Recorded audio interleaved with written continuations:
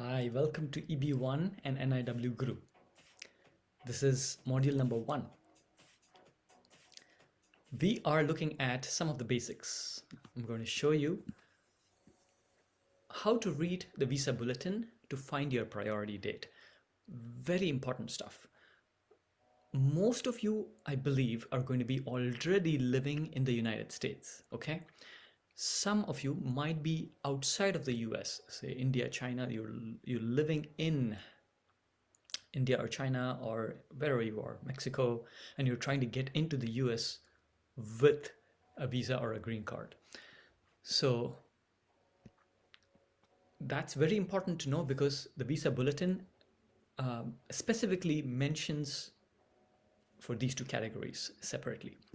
And the two most important words that or terminologies you need to know are filing date or dates for filing. Number 2 is the final action date.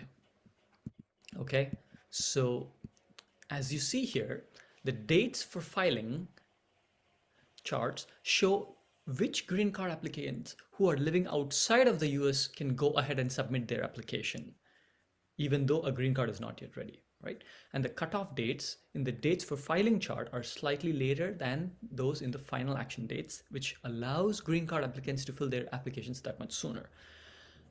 The dates for filing chart is primarily directed at people who will be applying for a green card from outside the United States, but USCIS publishes a separate page or column called When to File Your Adjustment of Status Application, which is the 485, the second part.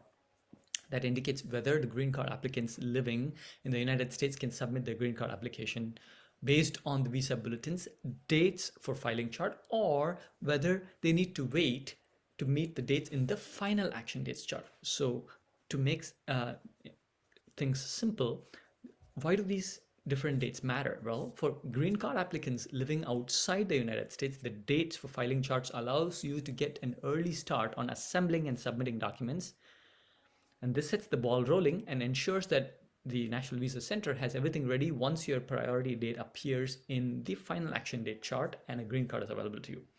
For green card applicants living in the US, the dates for filing chart opens the door to additional benefits. That's because when filing a green card application with the USCIS, technically called the 485 form or the adjustment of status, you can simultaneously apply for a work permit, which is an EAD, and an advance parole.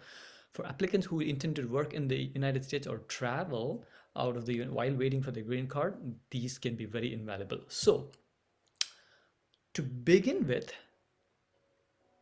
the most important thing that most of you, since you will be in the United States, you're either an engineer or a postdoc or a master student on an F1 who has got an OPT or a J1 who's finishing residency and so on. For you people and even H1B people,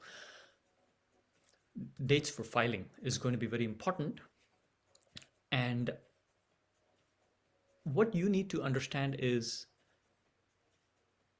it does not matter, especially if you're in India and China, you are already very late to start on this process. You need to start applying or at least gathering the application material, including the evidence forms, various publications, your artwork, your science data, reviews, peer reviews, comments from editors, comments from CEOs, comments from your professors, or articles that you published that have been commented upon in the newspaper, magazine, whatever form, email inboxes that have appreciation emails of how amazing work you've done, and so on. And in statistics of how many views have you gotten on Twitter, or how much this particular post on Facebook or Instagram got views,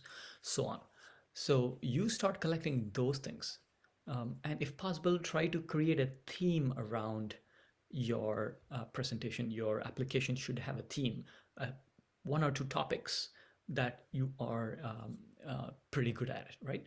So the earlier you apply for the first part of your application, which is I-140, okay? If there are two important numbers you need to remember. It's I-140 and I-485. If you get your I-140 application submitted early in your life, then you basically have a very early priority date. It does not matter whether it's an EB1 or an EB2 or an EB3. Any of these three applications, if you have submitted early in your life, then that date counts as your priority date or for any immigration application you apply in the future. For example, you apply for EB2 in December 2023, you get it approved, but then you are from India or China, there's long waiting time, you don't get your green card, right, for say 3, 4, 5, 6, 7, 8, 9, 10 years.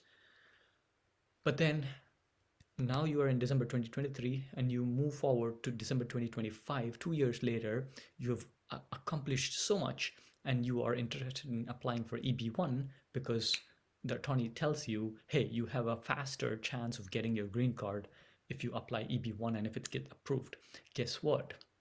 The date of application is not 2025, it's 2023 December, because that's when you applied for your first immigration application, which is EB2 if you ever applied in the past, right? So that's what priority date is called as, and you get your priority.